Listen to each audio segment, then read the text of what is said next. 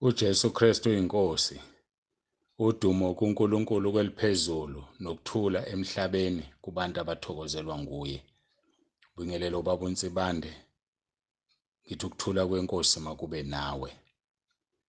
Njengoba-ke zisondela izinsuku zokuthi siqale umkhosi wethu esobe sesiwubiza ngomkhosi, i-fasting, kusukela mhla ka-1 asidli, sigcina mhla ka-31, 1 January kuze kube 21 January 2021 asidli, soze siqala ukudla mhla ka-22. Sizokhumbuzana-ke bangcwele izinkonzo esinazo ngokuzila ukudla. Ngicela-ke sisondele kuNkulunkulu wethu ngomkhuleko. Baba, egameni elihle likaJesu, ngiyazithoba phambi kobuso bakho, nanti ibandla lakho Nkosi lilalele. Nkosi lifuna ukuba lingene emkhosini ukuze uliphendule. Ushilo-ke Nkosi ukuthi kuJohn 15:7 asihlale uma amazwi akho ehlala kithi nathi sihlala kuwe, siyocela esikuthandayo sikwenzelwe. Ingakho sibuka izwi lakho Nkosi, ngoba sifisa usenzele lezi zinto esizozikhulekela. Nkulunkulu wethu, isiphephelo sethu namandla ethu, ufunyaniswa ulusizi impela ekuhluphekeni. Ngakho-ke asiwukwesaba noma kuguquka umhlaba nezintaba zidilikele ekujuleni kolwandle, noma amanzi olwandle hlokoma ekhephuza nezintaba zizamazama ngokukhukhumala kwalo.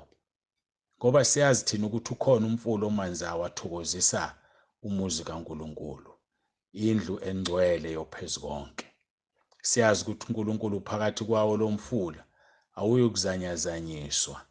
Siza kuwe-ke Nkulunkulu wethu, yiba nathi, ube inqaba yethu, sicela ngoJesu Kristu iNkosi yethu. Amen. Zindlalifa zezulu, sofunda izwi leNkosi uMathewu chapter 6. Siqala ukufunda kuverse 16 sigcine ku-18. Futhi nxa nizila ukudla, ninganyukumali njengabazenzisi ngokuba bona banyakamisa ubuso babo ukuze babonakale kubantu ukuthi bazilile. Ngiqinisile ngithi kini sebewamukela umvuzo wabo. Kepha wena nxa uzila, doba ikhanda lakho, ugeze ubuso bakho, ukuze ungabonakali kubantu ukuthi uzilile, kodwa kuYihlo osekusithekeni, noYihlo obona ekusithekeni uza kukuvuza. Sifunde izwi leNkosi, amazwi kaJesu eshumayela esentabeni chapter 6, saqala ukufunda kuverse 16 sagcina kuverse 18. Ake sikhungene kuyona-ke inkonzo. La kunezwi silitholayo kuMathewu 17. Abafundi babuza iNkosi uJesu ukuthi kungani thina singakwazanga ukukhipha idimoni kumfana owayenesithuthwane. uMathewu 17 uverse 14 kuya ku-21. uJesu wathi kubo kuverse 20, kungenxa yokukholwa kwenu okuncane, ngokuba ngiqinisile ngithi kini, uma ninokukholwa njengembewu yesinaphi, niyakuthi kule ntaba, suka lapha uye laphaya, iyakusuka, akukho okuya kunehlula. Kepha lolo hlobo aliphumi ngaphandle kokuba kube ukukhuleka nokuzila ukudla. Lana-ke sithola abafundi bembuza uJesu sebezamela ukumkhulekela umfana onesithuthwane, bahluleka, bathi, Nkosi, kungani thina sihlulekile? uJesu-ke uyabala la, ubala izinto ezintathu. Ukhuluma ngokukholwa kwabo okuncane, ukhuluma ukuthi kufuneka umuntu akhuleke, ukhuluma ngokuthi ngeke kuphume futhi ngokukhuleka kuphela kungekho ukuzila ukudla. Umkhuleko udinga ukukholwa ukuze ube namandla uphendulwe. Sisabuka iphuzu lokukholwa. BaseRoma 10 uverse 14 kuya ku-15 no-17. Kepha bayakhuleka kanjani kuye abangakholwanga nguye na? Bayakholwa kanjani abangezwanga ngaye na? Bayakuzwa kanjani kungekho oshumayelayo na? Bayakushumayela kanjani uma bengathunywa na? Ngalokho-ke, ukholwa kuvela ngokuzwa, ukuzwa kuvela ngezwi likaKristu. Ukholwa, bazalwane, kuyamthokozisa uNkulunkulu. Sibheka izwi leNkosi Hebrew 11 verse 6. Kepha-ke ngaphandle kokukholwa akwenzeki ukumthokozisa, ngokuba ozayo kuNkulunkulu umele ukukholwa ukuthi ukhona nokuthi ungumvuzo walabo abamfunayo. Uma uNkulunkulu ufuna ukumthokozisa, ufuna impendulo, ukukholwa ukuthi ukhona, wazi futhi ukuthi ungumvuzi walabo abamfunayo. Bazalwane-ke, sisachaza indaba yokukholwa. Ukukholwa kuyacelwa. Kuyacela ukukholwa, sesikhuluma ngalokho manje. Luka 17 verse 5 kuya ku-6 lithi izwi lenkosi, abapostoli basebethe enkosini, yandisa ukukholwa kwethu. Verse 6 yayisithi inkosi, uma beninokukholwa okungangenhlamvu yesinaphi, beningasho kulo mthombe, simbuka utshaleke elwandle, ubuya kunilalela. Namanje kusashiwo ukuthi ukukholwa makube ngangenhlamvu yesinaphi. Le nhlamvu yesinaphi, imbewu yesinaphi, kuthiwa inhlamvu encane kunazo zonke ezimbewini. Kusho ukuthi ukukholwa kwethu kuncane uma singakakwazi ukuzimbula intaba sithi ayiphonse kolwandle. Uyabona ukuthi sidinga ukukholwa okukhulayo nokwandayo. Yikho bathi abafundi kuverse 5 kaLuke 17, yandisa ukukholwa kwethu. Kucela ukukholwa. Kusangaba yi-prayer item yakho le, njengomntwana kaNkulunkulu nje, uthi inkosi yandisa ukukholwa kwami. Umkhuleko udinga ukukholwa ukuze uqine futhi ube namandla. Ukukholwa kudinga uzila ukudla ukuze kwande futhi kugxile kube namandla. Ngokuba sihamba ngokukholwa, asihambi ngokubona. Basekorinte besibili chapter 5 verse 7. Kungakho inkosi uJesu ethi, kunohlobo lwamadimoni oluphuma ngenxa, number 1, yokukholwa okungekuncane, number 2, ngenxa yokukhuleka, number 3, nangokuzila ukudla. Khona amadimoni akhishwa lezi zinto ufuna zibe zontathu: ukukholwa, ukukhuleka, nokuzila ukudla. Ukuzila ukudla kuba nemiphumela emihle, kwenzeka izimanga uma ukuhlanganise nokukhuleka, nokukholwa, nokufunda izwi, ufunda iBhayibheli. Yini kanti ukuzila ukudla? Kungukuziba ukudla, ukungadli isikhathi esithile noma izinsuku ezithile. Angiphinde. Ukukholwa kungukuzila ukudla, ukuziba, ungakudli isikhathi esithile noma izinsuku ezithile. Khumbula, ukudla okwenza umuntu wawela esonweni. Genesis 3 verse 6. Owesifazane ebona ukuthi umuthi ulungele ukudliwa, nokuthi uyabukeka emehlweni, nokuthi umuthi unqanelekile, ekuhlakaniphiseni wathatha izithelo zawo wadla, wanika nendoda yakhe kanye nayo yadla. Yabona-ke ukuthi kwenzakalani ngokudla. Angiphinde.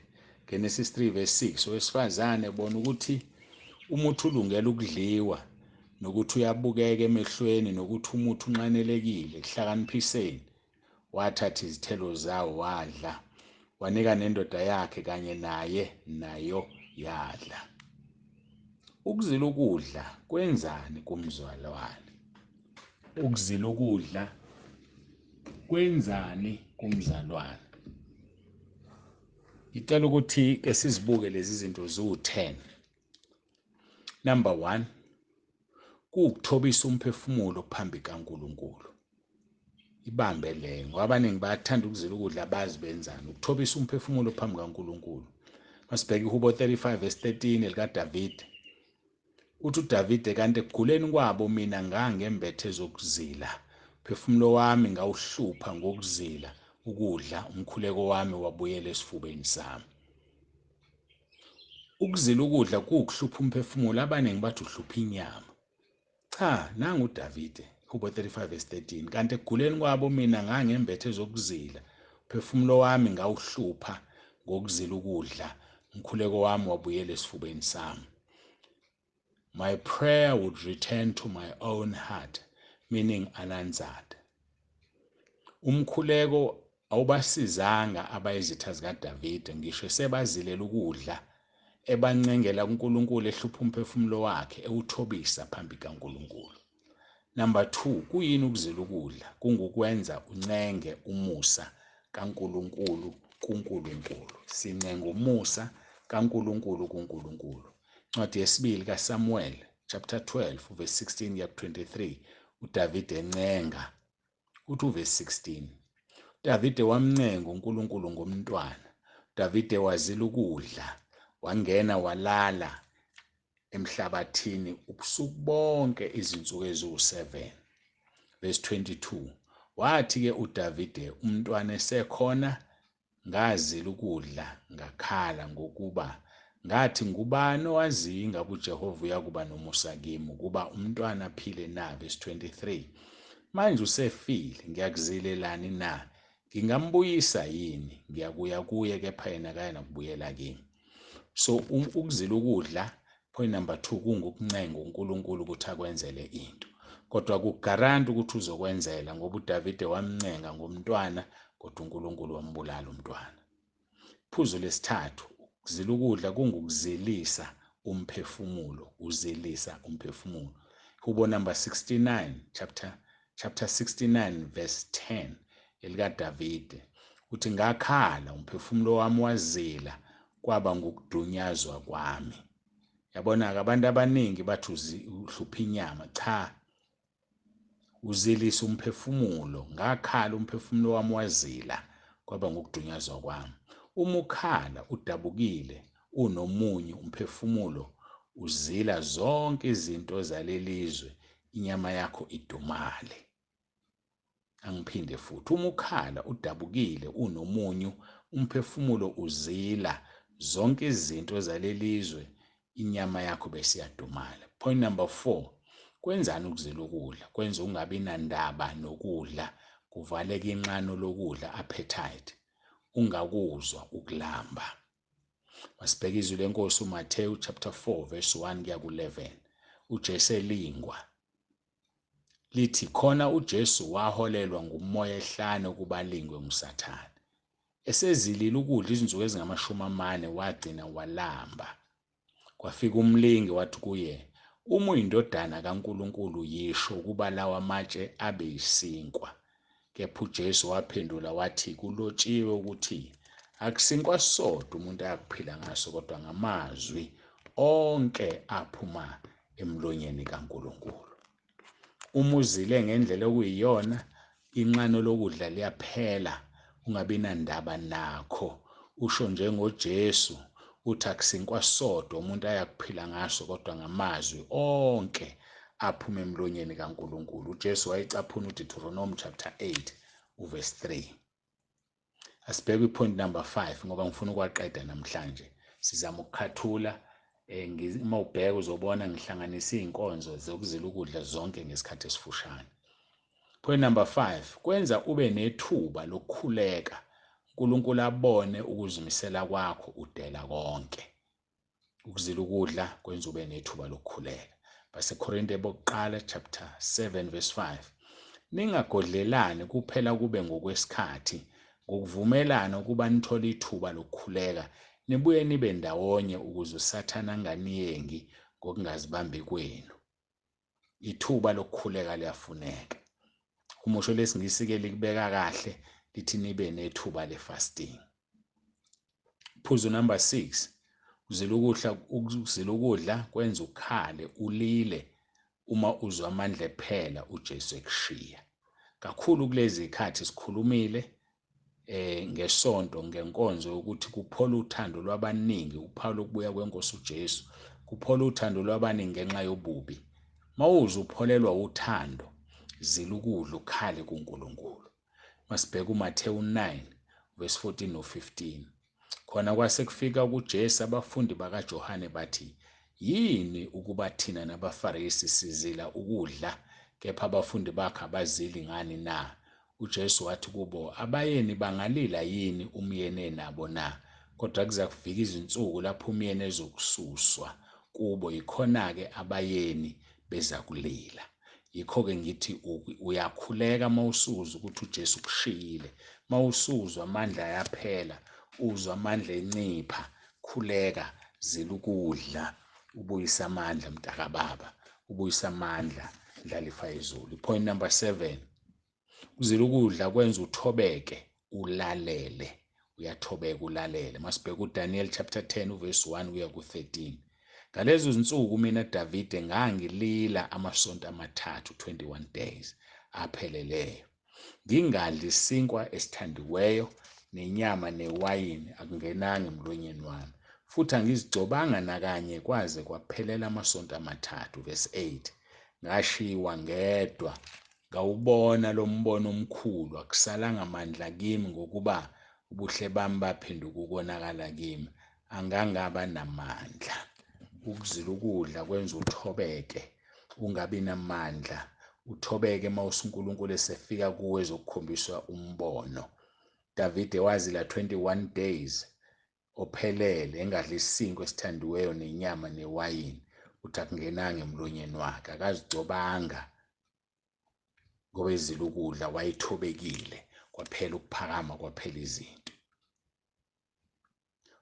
Uma uzile ukudla ubona izinto ezingabonwa abaseceleni kwakho noma ohambisana nabo, njengoba uDavide kwenzeka.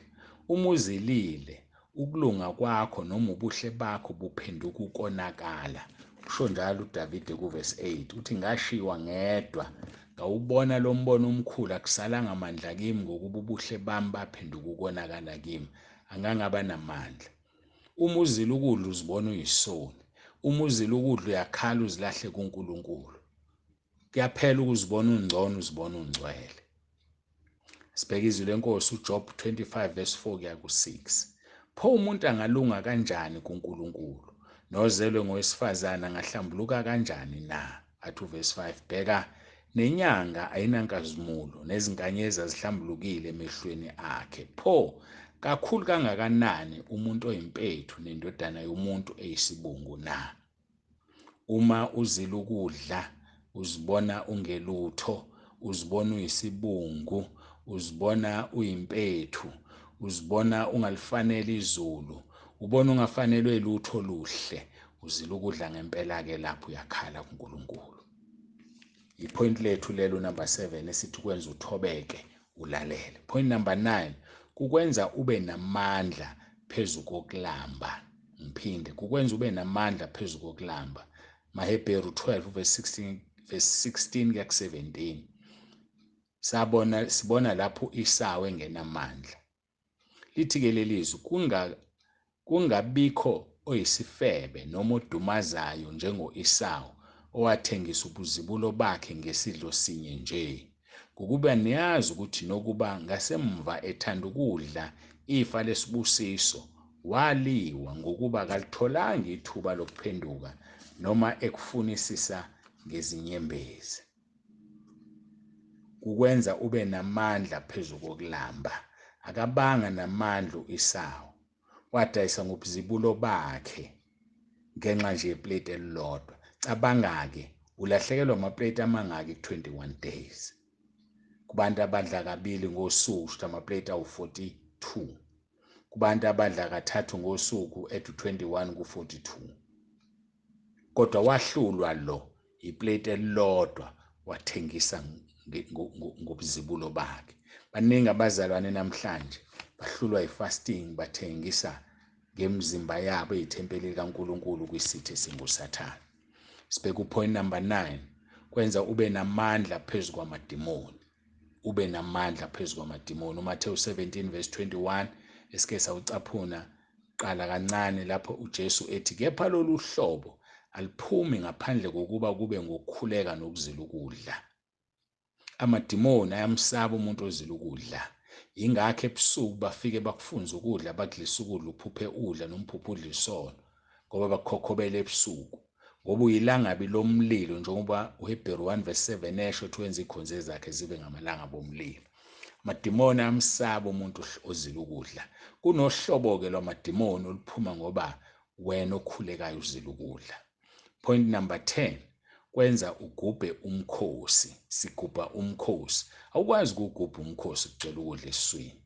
Nahume 1 verse 15 lithi izwi leNkosi, bheka ezintabeni, izinyawo zoletha izindaba ezinhle, omemezela ukuthula. Gubha imikhosi yakho Juda, ugcwalise izithembiso zakho, ngokuba omubi akasayikudabula kuwe, unqunyiwe ngokupheleleyo. Yikho kufanele sishintshe sithi uMkhosi ukuzila ukudla, ngoba sigcina singabantu abehlezi entabeni beletha izindaba ezinhle ngoba kade sihlezi noNkulunkulu sithobekile. uMkhosi kumoya esiwugubhayo.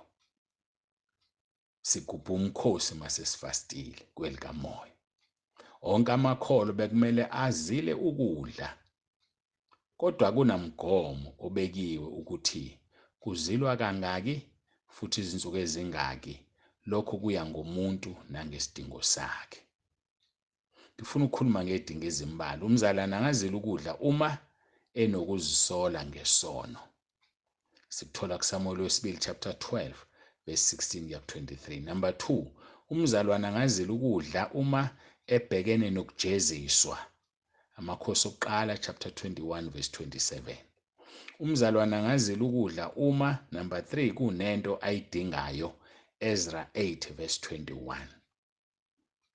Umzalwane angazila ukudla, number 4, uma esengozini. Esther 4 noma izenzo 27 verse 21 kuya ku-38.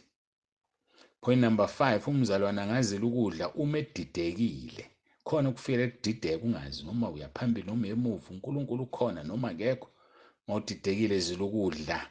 Siyakuthola kuDaniel 6 verse 18. Point number 6, umzalwane angazila ukudla uma esenkingeni ethunjiwe. Daniel chapter 1 verse 8 kuya ku-20. Mawuthunjiwe, babethunjiwe oDaniel. Point number 7, umzalwane angazila ukudla uma esezimpini zikamoya. Khona izimpi, Mateyu 4 verse 1 kuya ku-11. Umzalwane angazila ukudla uma esezimpini zikamoya. Point number 8, umzalwane angazila ukudla uma efuna ukubambana neNkosi, ufuna nje ukubambana noNkulunkulu. Siyathola kwizenzo chapter 9 verse 9. uPawuli emva kokushaywa unyazi engena eDamaseko wabambana noNkulunkulu 3 days engadle engaphuzi. uNkulunkulu wayibonakalisa kuye. Lawo maphuzu-ke angeke ngiwagijime ngiwaphinde. Umzalwane angazila ukudla uma enokuzisola ngesono. 2, ebhekene nokujeziswa. 3, kunento ayidingayo. 4, esengozini. 5, edidekile. 6, esenkingeni ethunjiwe. 7, esezimpini zikamoya. 8, efuna ukubambana neNkosi. Bangcwele, upart 2 wale nkonzo uzolandela ngokugcinwa iNkosi kusasa. Ngicela ukuthandaza. Baba, izwi lakho liyaphila linamandla. Basize abantwana bakho Nkosi, balungiselele ukuzila ukudla. Basize Nkosi labo obakhethile wena ukuthi bangene kule nkonzo, uyabazi labe sizoba kanye nabo. Bapha amandla-ke uNkulunkulu wami, babambisise lezi zinto osifundisa ngazo. Udumo lungo lwakho egameni likaJesu ophilayo. Amen. Baba uNsibande ukufisela usuku olumnandi.